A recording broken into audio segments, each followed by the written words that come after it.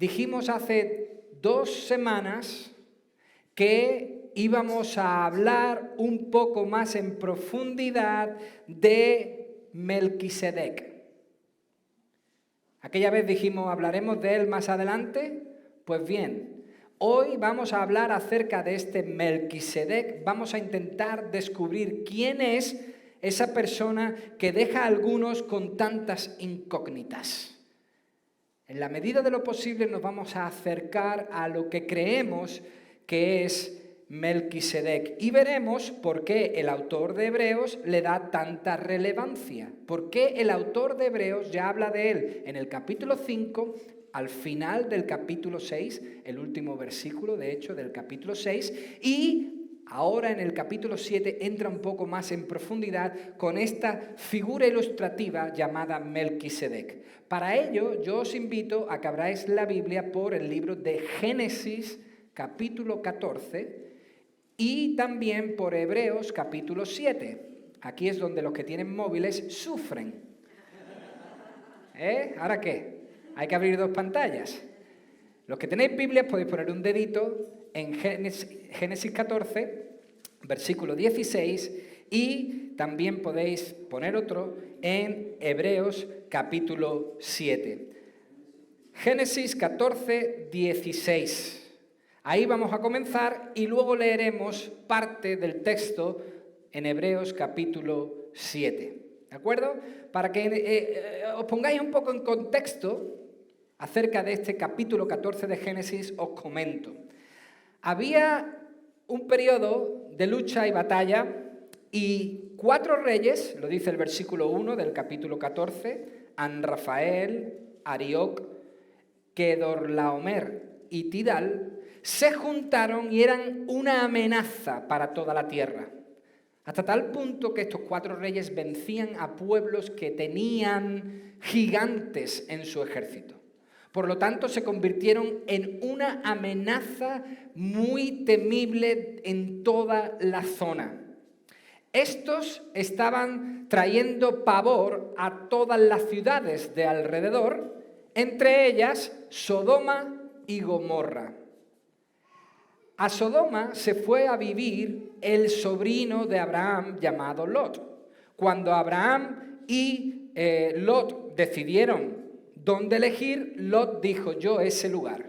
Ahí hay fertilidad, hay ríos, mis pastos son buenos y mis animales pueden comer. Yo elijo la zona de Sodoma. Él tomó esa decisión y allí vivía Lot, en Sodoma. Pues bien, cuando estos 4 reyes se enfrentaron a 5 reyes, entre ellos los reyes de Sodoma y Gomorra, dice la Biblia en Génesis 14 que estos 4, del versículo 1, destrozaron. Hasta tal punto que los reyes de Sodoma y Gomorra no tuvieron más remedio que huir. Estos 5 huyeron de estos 4. Pero estos 4 en su ataque raptaron a Lot, a su familia y se llevaron todos sus bienes. La noticia llega a oídos de Abraham, el tío de Lot. Y Abraham no dice, se lo dije, ya le había advertido. Sodoma no era un buen lugar donde vivir. Ahora que se las apañen. No. Es impresionante lo que dice Abraham. Estos 4 reyes eran el temor de la zona. Estos reyes de Mesopotamia eran muy temibles y Abraham dice a sus hombres, ceñíos, vestíos, vamos a luchar contra estos 4 reyes. Y la Biblia dice que Abraham fue tras estos reyes que habían raptado a su sobrino, a su familia y se habían llevado todos los bienes. Y dice el versículo 16 que recobró Abraham así todos los bienes y también a su pariente Lot, los bienes de este, las mujeres y demás gente. Cuando volvía de derrotar a Kedorlaomer y a los reyes que con él estaban, a esos 4 reyes tan temibles, salió el rey de Sodoma a recibirlo en el valle de Sabe, que es el valle del rey. Atentos a esto. Entonces Melquisedec, rey de Salem y sacerdote del Dios Altísimo, sacó pan y vino y lo bendijo diciendo, bendito sea Abraham del Dios Altísimo, creador de los cielos y de la tierra, y bendito, atentos a esto porque es lo importante, y bendito sea el Dios Altísimo que entregó a tus enemigos en tus manos y le dio a Abraham los diezmos de todo. Este Melquisedec reconoce que la victoria no es de Abraham, sino que la victoria es de Dios, que fue Dios quien hizo que este Abraham pudiese recuperar todo. ¿Habéis entendido? ¿Es clara la historia? Aquí aparece por primera vez en las Escrituras Melquisedec. Ahora vamos a Hebreos, a nuestro texto de hoy, Hebreos capítulo 7, y leemos los 3 primeros versículos que dicen: este Melquisedec, rey de Salem, sacerdote del Dios Altísimo, el autor es fiel a lo que dice Génesis, salió a recibir a Abraham, que volvía de la derrota de los reyes, y lo bendijo. A él asimismo dio Abraham los diezmos de todo. Melquisedec significa primeramente rey de justicia, eso es lo que significa Melquisedec, y también de rey de Salem, esto es rey de paz. Salem es Jerusalén, significa paz, ciudad de paz, en este caso rey de paz, rey de Salem. Nada se sabe de su padre, ni de su madre, ni de sus antepasados, ni tampoco del principio y fin de su vida. Y así, atentos, a semejanza del Hijo de Dios, permanece Melquisedec sacerdote para siempre. Qué interesante lo que hoy tenemos por delante. Vamos a orar y pedir que el Señor bendiga este estudio que vamos a tener. Padre, muchísimas gracias, porque hoy nos permites tener vida. Hoy respiramos, hoy tenemos salud y hoy aquí estamos. Y hemos venido a darte a ti el honor que merece. Tú sí eres el Rey eterno, el Rey que vive para siempre.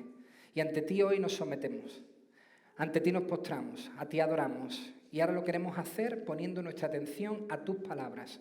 Señor, que estas sean tuyas, no mías, sino tus palabras, las que toquen nuestros corazones de manera profunda. Interven en este estudio por tu Espíritu Santo, Señor. Te lo ruego en el nombre de Jesús. Amén. Mi mujer cuenta una historia muy tierna que le sirve para ilustrar muchas cosas a nuestros hijos. Se utiliza para muchas cosas y es una historia muy sencilla que enseña mucho. Ella dice que cuando era niña, no muy niña, pero cuando era niña, una vez tuvo que tomar un autobús, tenía que volver a casa en un autobús que era el 8 y miró con un ojo nada más porque se montó en el 3.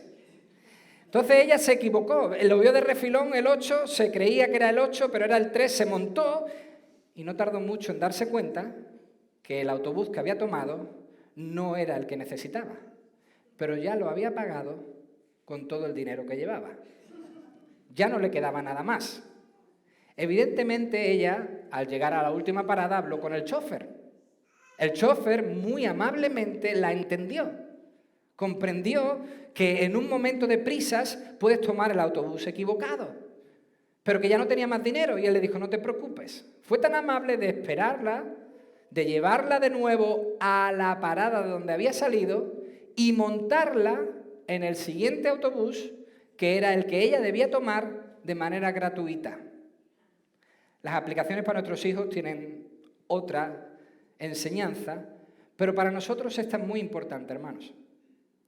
El autobús que ella pagó la llevó al sitio equivocado. El autobús que no pagó la llevó al sitio correcto. Para llegar al sitio correcto ella no tuvo que pagar. Fue gratis. Hermanos, este es el resumen, perfectamente resume lo que vamos a ver aquí en el capítulo 7 de Hebreos. Podéis cerrar los ojos, vamos a orar y terminamos. No, es broma. No os creáis, todavía queda. Esto resume perfectamente lo que vamos a ver aquí en este capítulo 7. Y vamos a ello. Vamos a empezar descubriendo, investigando poco a poco este caso. Como detectives vamos a investigar todo lo que tenemos por delante. ¿Quién es este Melquisedec, del que habla tanto el autor de Hebreos? Pues si se pone al nivel de Jesús, como dice el versículo 3, entonces debe ser Jesús. Evidentemente es Jesús. Es una aparición temprana de Cristo. Así piensan algunos. Bueno, para empezar hay que decir que el texto no lo pone a la altura de Jesús. Si algo dice el libro de Hebreos es que el sacerdocio de Jesús es más alto, mucho más alto que el de Melquisedec. Y para que podamos entender que el sacerdocio de Jesús es mucho más alto que el de Melquisedec, se escoge al sacerdote más alto según la tradición y cultura judía, Melquisedec. Pero Iván, entonces, ¿qué acabas de leer? Porque en Génesis 14, 18, cuando Melquisedec sale al encuentro de Abraham, Melquisedec viene con pan y vino. Evidentemente era Cristo y traía la Santa Cena para tomarla con Abraham. No, hermanos, no es así. Eso no tiene nada que ver con los símbolos de la Santa Cena, aunque sean los símbolos de la Santa Cena. En este caso eran simplemente víveres para darle a los cansados guerreros. Era lo primero que había a mano para poder darle a estos guerreros. Y asumo yo, y este soy yo, opinión personal, que ese vino también serviría para curar ciertas dolencias u heridas, ¿vale? Yo creo que puede ser algo así. Además, ningún texto bíblico habla de Melquisedec como Jesús.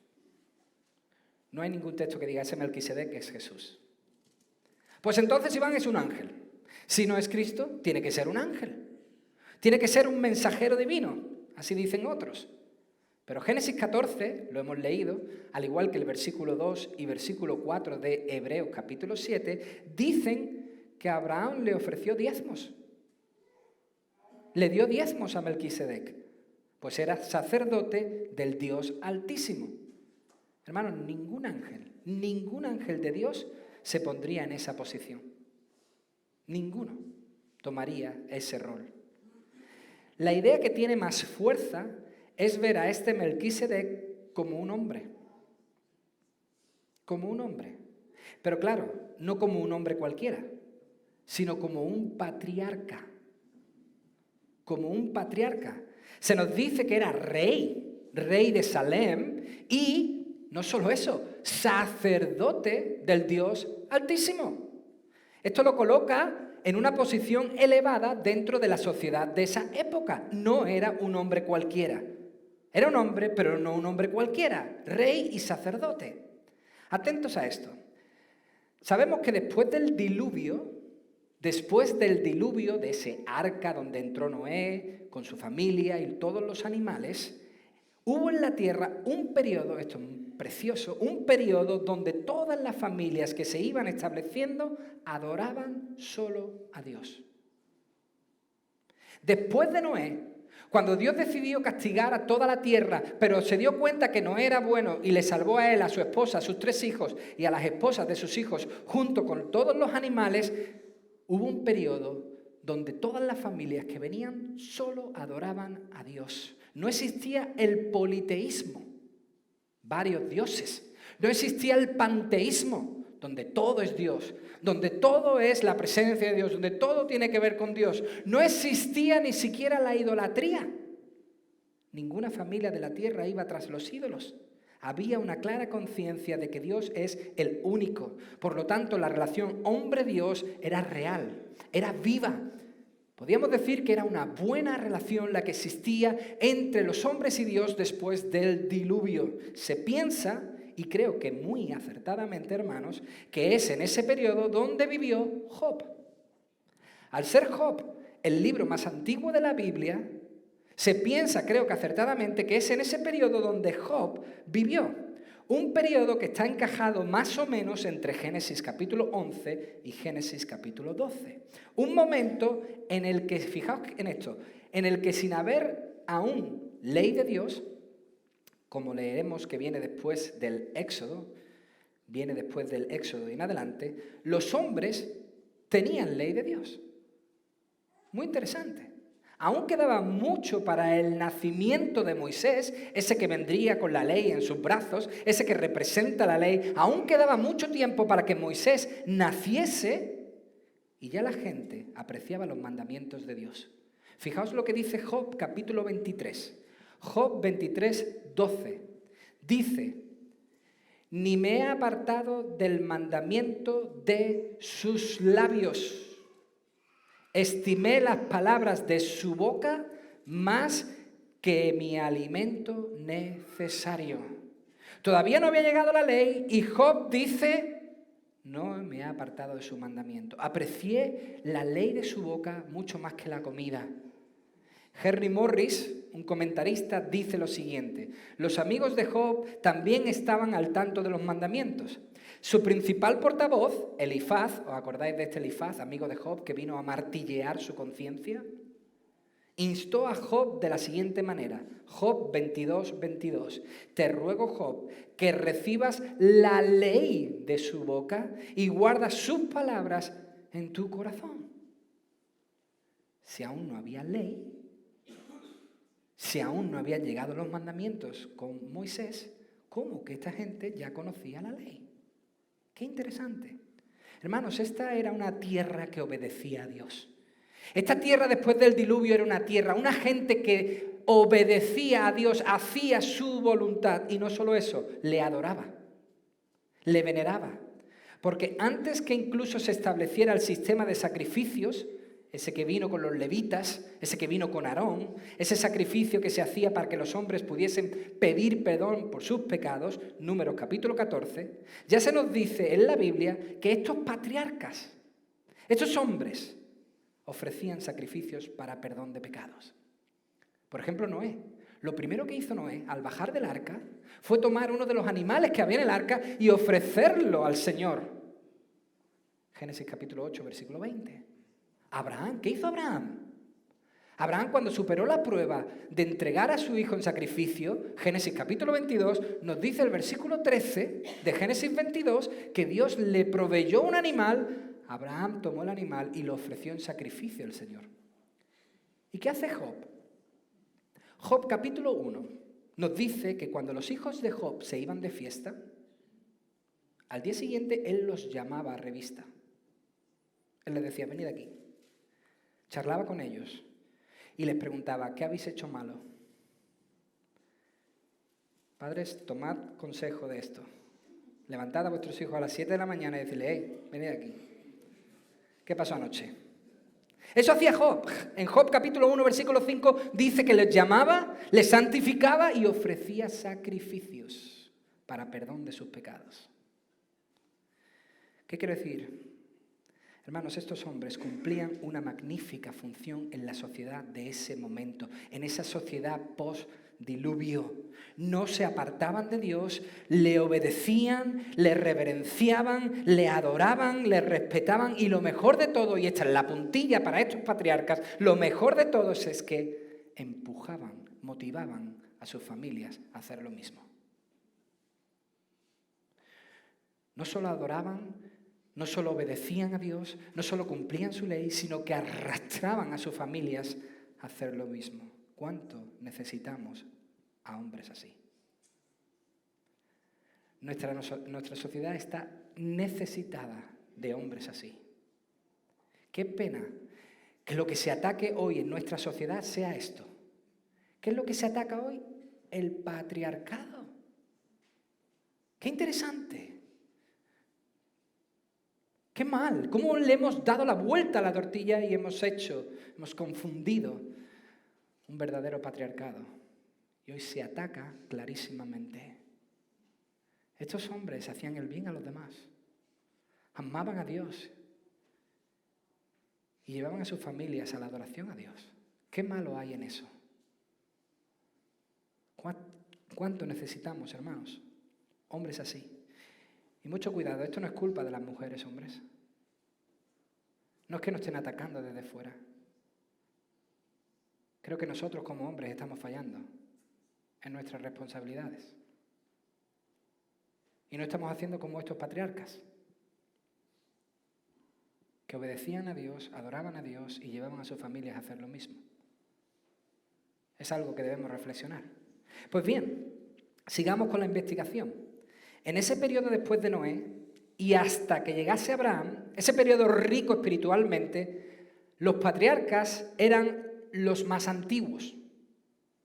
Por eso eran patriarcas, porque eran los mayores en edad y también los mayores en sabiduría. Hoy vivimos en una sociedad donde ser mayor no es importante, no es relevante, no tiene valor, lamentablemente. En China es diferente. En China, cuanto más mayor eres, más se te escucha, más se te valora, más se aprecia.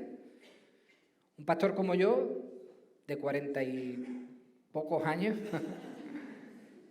sería muy poco escuchado en comparación con un pastor que tuviese 70, 80 años. Si tuviesen que elegir en China entre los dos, elegirían al de 80. Porque se respeta, se valora. Pues hacía lo mismo en ese tiempo. El patriarca era el más antiguo, el mayor, el más sabio. Estos patriarcas, hermanos, mucho cuidado, no nacían cuando moría el anterior.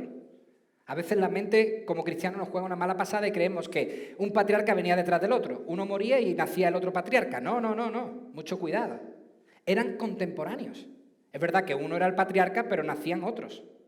Y otros. Y como vivían tantos años, eso nos dicen los textos masoréticos, que son los escritos más antiguos en lengua hebrea, que se acercan más a estas fechas primeras. Estos textos nos dicen que vivían muchos años. Abraham viene de la descendencia de Sem, fijaos, dice Génesis capítulo 11. Sem era uno de los hijos de Noé. Noé tuvo a 3 hijos, Sem, Cam y Jafet. Pues desde Sem es la descendencia de Abraham. Pues sabiendo que Sem vivió 600 años, dice la Biblia, sabiendo que él vivió 600 años y que entre el diluvio y Abraham hay un espacio de solo 292 años, ¿me vais siguiendo? Muy probablemente Sem y Abraham eran contemporáneos. Y muy seguramente Sem era el más antiguo, el mayor y el más sabio cuando Abraham vivió ese episodio de Génesis capítulo 14 que ahora se relata aquí en Hebreos capítulo 7. Por tanto, si Abraham lo bendice, Génesis 14, le entrega ofrendas, le muestra respeto a este rey de Salem, que como dice Salmo 76, versículo 2, en Salem está tu tabernáculo, lo cual es una prueba certera de que Salem es Jerusalén. Si le muestra respeto a este rey de Salem y sacerdote del Dios Altísimo, es muy posible que este Melquisedec fuera el propio Sem. Muy probablemente, el gran patriarca. De hecho, así pensaban siempre los judíos de este Melquisedec. En los escritos judíos llamados Targum, son escritos oficiales y reconocidos por su valor histórico, son escritos que interpretan las escrituras hebreas, no es una traducción, sino una interpretación de las escrituras, pues en esos escritos se dice que este Melquisedec era Sem, hijo de Noé. Su nombre original sería Sem, pero su título era Melquisedec, rey de justicia y también rey de Salem, esto es, rey de paz, como el nombre de nuestro rey. Es Felipe, pero sus títulos, si os metéis en Wikipedia, no tienen fin. Tiene títulos, pero ¡buah! Por ejemplo, podríamos decir que su nombre es Felipe y su título es rey de España. Pues lo mismo ocurre con este. Probablemente su nombre era Sem, pero al ser rey de Jerusalén, de Salem, y rey de justicia, de paz, se le dio el título de Melquisedec. Y Abraham, en Génesis 14, lo que hace es reconocer a Melquisedec como el verdadero representante de Dios. Esto es lo interesante.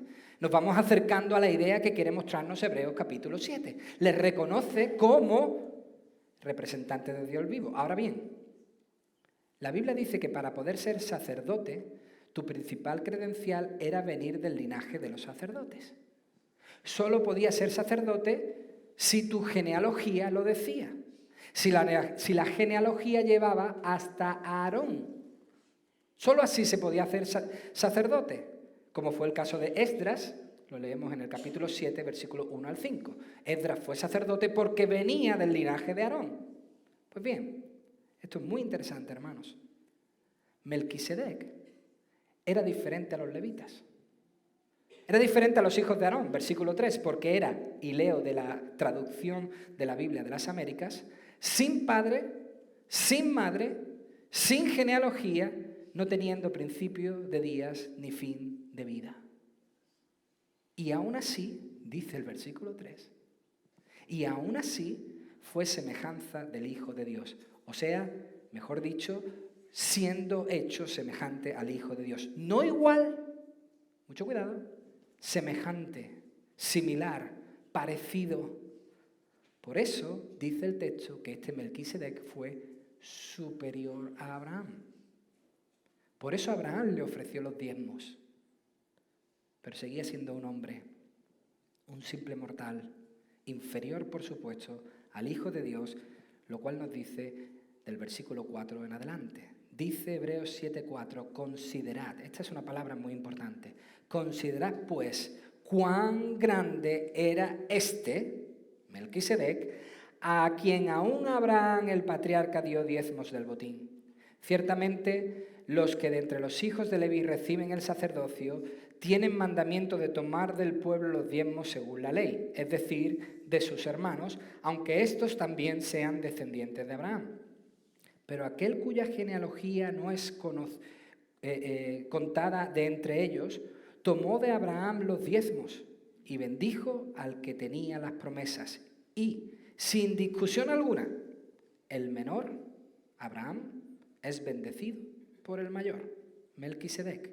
Y aquí ciertamente reciben los diezmos hombres mortales, pero allí, y ahora torna a Jesucristo, uno de quien se da testimonio que vive. Y por cierto, y por decirlo así, en Abraham pagó el diezmo también Leví, que recibe los diezmos, porque aún estaba en las entrañas de su padre cuando Melquisedec le salió al encuentro. ¡Qué interesante! El autor llama a sus oyentes, a sus lectores, a percibir la grandeza de Melquisedec por lo que Melquisedec representa. No porque quiera hacerle un santo como los que hoy se veneran. No es porque quiera poner a Melquisedec por encima de Jesucristo, sino que quiere que le vean su grandeza por lo que representa.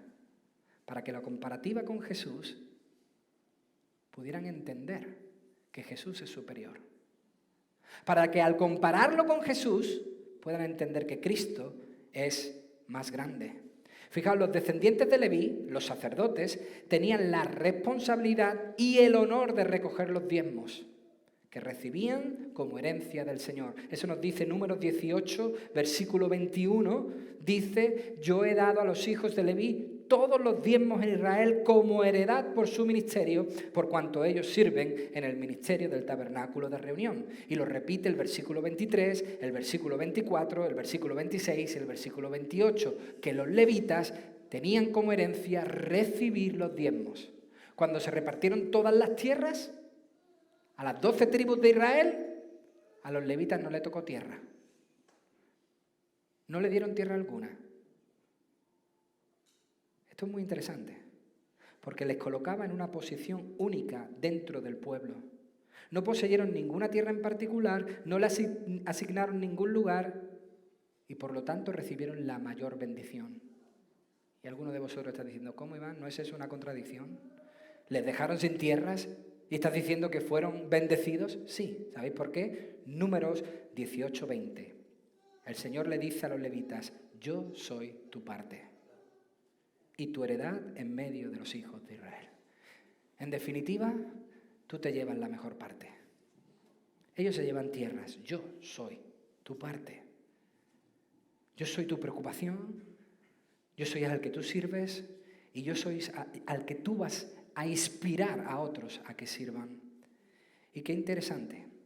Dicho lo cual, el autor de Hebreos nos acaba de decir que en Génesis 14, Abraham, padre de los que llegarían a ser los levitas, recordad, Abraham tuvo un hijo, Isaac, luego tuvo un nieto que se llamaba Jacob, que era hijo de Isaac, y Jacob tuvo 12 hijos, bisnietos de Abraham, entre los cuales se encontraba uno llamado Leví, que lo tuvo con Lea. Pues bien, El autor nos acaba de decir que en Génesis 14 Abraham entregó el diezmo del botín al sacerdote Melquisedec, quien obviamente no era de la tribu de Leví. Iván, ¿los diezmos no eran para los levitas? Sí, pero Abraham se los dio a Melquisedec, que no era levita. Pues bien, hermanos, ya que Abraham representaba a todos los que vendrían después, al ser el patriarca de la nación de Israel, los sacerdotes levitas que vendrían después pagaron también los diezmos a Melquisedec. Al pagarlos Abraham como representante, lo pagó toda la nación, absolutamente toda la nación, incluidos los sacerdotes levitas. Por decirlo de una manera que nos entendamos, cuando Abraham ofreció ofrendas, todo el pueblo que vino después estaba ofreciendo las ofrendas. Y si él ofreció ofrendas siendo el patriarca, si Abraham ofreció los diezmos siendo el más grande, ¿qué deberían haber hecho los levitas entonces? Aún siendo los sacerdotes, ofrecerle ofrendas. Hermanos, esto nos demuestra que la superioridad de Melquisedec está por encima de la de Aarón, como si todo el pueblo se estuviese rindiendo a él en ese momento. Es más, el versículo 7 aclara que el mayor, Melquisedec, bendijo al menor, Abraham, y aceptó las ofrendas. Este Melquisedec, hermanos, es superior a Abraham, mucho más grande. Es superior a todos los descendientes que venían después de Abraham, incluidos los levitas, porque el sacerdocio levita es mortal, dice el versículo 8. En cambio, el sacerdocio que representa Melquisedec es eterno, superior. Conclusión, versículo 11 al 14.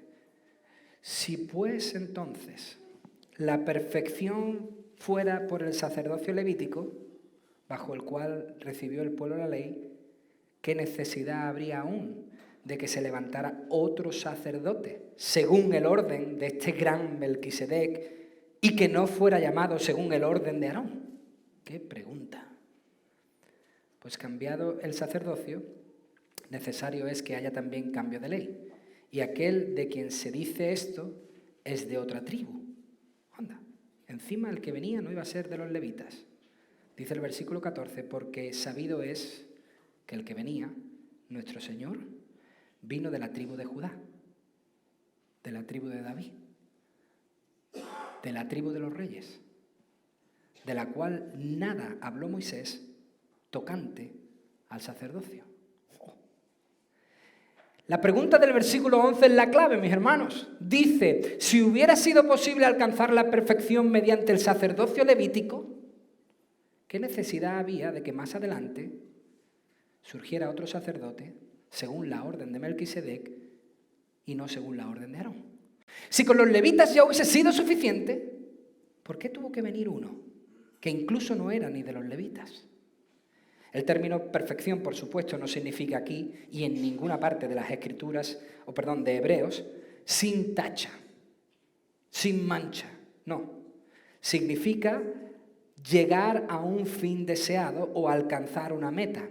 Significa los propósitos de Dios. O sea, los propósitos de Dios no se pueden alcanzar a través del antiguo orden de sacerdotes.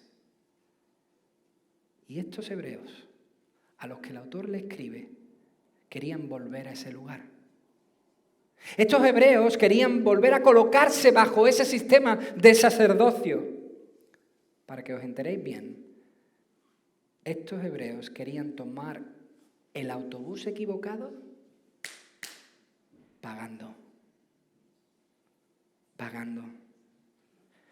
Lo que en realidad está queriendo afirmar gloriosamente el autor en esa pregunta es lo que dice George Guthrie, puesto que el objetivo final de Dios de establecer una relación eterna entre Él y las personas no se pudo alcanzar a través del sacerdocio levítico. El propósito de Dios de tener relación eterna con los hombres no se pudo alcanzar por el sacerdocio levítico. Seguía habiendo necesidad de que llegara un sacerdocio que pudiera traer la perfección. Seguía habiendo una necesidad de que viniese otro que pudiera satisfacer a Dios, cumplir sus propósitos y abrir el camino. Esta idea que está tomando el autor, como venimos diciendo, la coge del Salmo 110, que lo escribió el rey David. El salmista David está viendo en ese salmo cómo el Señor, Jehová, Dios Padre, habla con su Señor, el Mesías, Dios Hijo. Eso es lo que está visualizando el rey David en este Salmo 110. Dice el versículo 1 que Jehová dijo a mi Señor, siéntate a mi diestra, hasta que ponga a tus enemigos por estrado de tus pies. Jehová enviará desde Sión la vara de tu poder. Domina en medio de tus enemigos. Tu pueblo se ofrecerá voluntariamente en el día de tu mando, en la hermosura de la santidad. Desde el seno de la aurora tienes tú el rocío de tu juventud. Juró Jehová, atentos a esto, y no se arrepentirá. Esto quiere decir, no va a cambiar de opinión. Es inmovible. ¿Qué es lo que juró? Tú. Esto es Dios Padre, hablándole a Dios Hijo. Dios hablándole a Jesús y diciéndole, tú eres sacerdote para siempre, según el orden de Melquisedec. Hermanos, si la perfección hubiese venido con el establecimiento del orden sacerdotal de los levitas, ¿por qué tuvo que venir otro sumo sacerdote? ¿Por qué tuvo que venir uno que fuera mayor que uno de la orden de Aarón? ¿Por qué tuvo que venir uno que se asemejaba a la orden de Melquisedec? ¿Por qué se le dio esta promesa del Salmo 110 si con la ley y los sacerdotes establecidos era suficiente?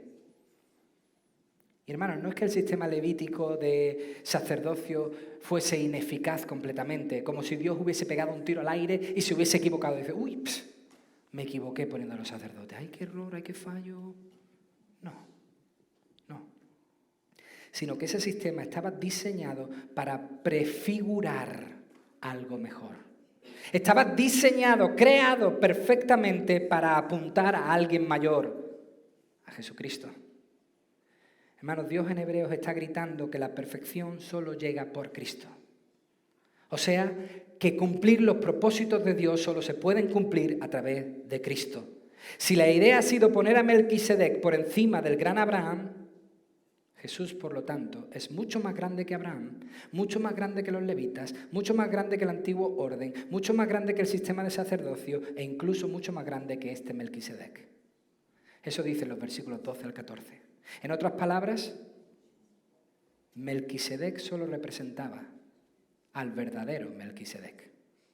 Jesús es nuestro sumo sacerdote, no nombrado en base de su ascendencia. Jesús no es sumo sacerdote porque viniese del linaje de los sacerdotes, puesto que Jesús era de la tribu de Judá. Jesús venía del linaje de los reyes, sino que vino y es sumo sacerdote en base a su inmortalidad, a su divinidad, a su eternidad. Dice el Salmo 110, tú eres sacerdote para siempre. Eso significa desde siempre y para siempre. Por eso Dios jura, Dios promete en el Salmo 110 un nuevo orden sacerdotal. Uno que cumpla con su propósito final. Un orden sacerdotal que cumpla y llegue hasta el final. Un orden sacerdotal que satisfaga por completo sus deseos. ¿Cuál es el deseo de Dios? Poder llevar a la humanidad arrepentida a la Sión celestial. Ese es el deseo de nuestro Dios. Y los levitas no podían. Melquisedec no pudo. Tuvo que venir uno más grande para llevarnos a la Sión celestial. De ahí que la Biblia afirme que solo a través de Jesús, nuestro gran mega sumo sacerdote, por encima de levitas y melquisitas, esta me la he inventado, puede llevarte a la tierra de bendición. Solo Jesús. Fijaos, una de las cosas más fascinantes del monumento, yo diría más bonito de toda España, y que me perdonen aquellos que vienen de otros lugares, una de las cosas más impresionantes de la Alhambra de Granada es que el agua de la Alhambra fluye por todo lugar. Una ciudad que está construida en una montaña, en lo alto, y tiene agua por todos sitios. Una ciudad construida sobre un monte de la que salen ríos de agua. Es una preciosa imagen de la Sión celestial. Es una imagen preciosa de lo que encontramos en las Escrituras. ¿Tú quieres ser parte de esta Sión celestial? ¿Tú has cantado? Y cuando en Sión, por siglos brillando esté cual sol, yo cantaré por siempre allí, de su amor y su gracia que me salvó. ¿Tú quieres pertenecer a esa Sión de la que habla Génesis capítulo 10, versículo 10? Salía de Edén un río para regar el huerto y de allí se repartía en 4 brazos. El primero se llama Pisón, es el que rodea toda la tierra de Ávila, donde hay oro. El oro de aquella tierra es bueno y hay allí también bedelio y ónice. El segundo río se llama Guión, es el que rodea toda la tierra de Cus. El tercer río se llama Hidekel, es el que va al oriente de Asiria. Y el cuarto río es el Éufrates. Una ciudad, un paraíso en alto del cual brotan ríos de bendición que riegan tierras en las cuales hay hasta oro. Estos ríos que brotan representan, hermanos, la bendición, la abundancia de vida que solo Jesús te puede ofrecer. Entrar en el reino de Dios hoy es entrar en Sión. Y cierto es que hoy los ríos no serán como en el futuro. Cierto es que hoy los ríos de bendición no son perfectos. Cierto es que aún no ha llegado el reino pleno y perfecto de nuestro Dios, pero el reino está aquí. El reino de bendición está aquí.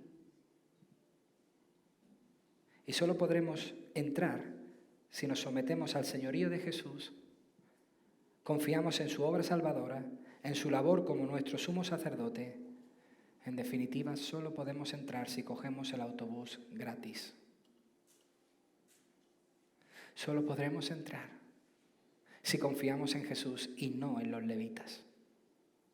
Solo podremos entrar si ponemos toda nuestra esperanza y confianza en Cristo y no en el antiguo pacto que apuntaba a Cristo.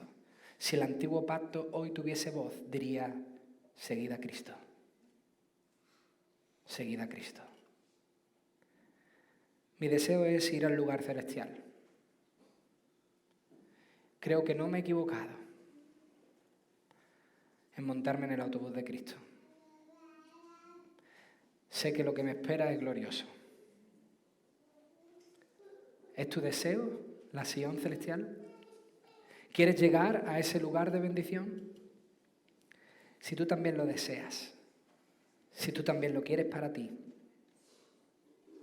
yo te animo a que después del culto tú te acerques a nosotros, al pastor Pepe o a mí, o incluso a Antonio, que está aquí. Acércate aquí a nosotros y podremos hablar, charlar, orar contigo y dar gloria a Dios, porque tu deseo es un buen deseo, es un sabio deseo. Seguir a Cristo es la mejor decisión que un ser humano puede tomar. Yo te invito a que tú la tomes. Padre, muchas gracias por tu palabra en esta mañana. Señor, nosotros hoy entendemos que Jesucristo es superior. Nuevamente lo proclamamos, lo decimos y nos gozamos en la idea de que llegará un día cuando en Sión nuestras voces aclamarán a Cristo por toda la eternidad y viviremos una vida de abundancia, una abundancia perfecta. Pero también te quiero agradecer porque hoy tu reino ha llegado y ha impactado nuestras vidas, ha traído bienestar, ha traído orden. Es verdad que aún hay dificultades, hay pecados, hay errores que cometemos, pero aún así tu gracia nos sigue llevando de victoria en victoria. Por eso, Señor, hoy queremos darte la gloria y pedirte que si entre nosotros hay personas que aún no se han decidido, que creen estar en el autobús, pero al mirar el letrero se dan cuenta que van al sitio equivocado. Yo te ruego que tú las redirecciones, Señor. Con tu Espíritu Santo las lleves a Cristo, fuente de bendición, fuente de agua viva.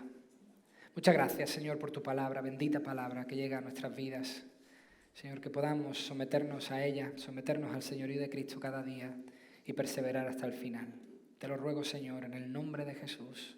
Amén.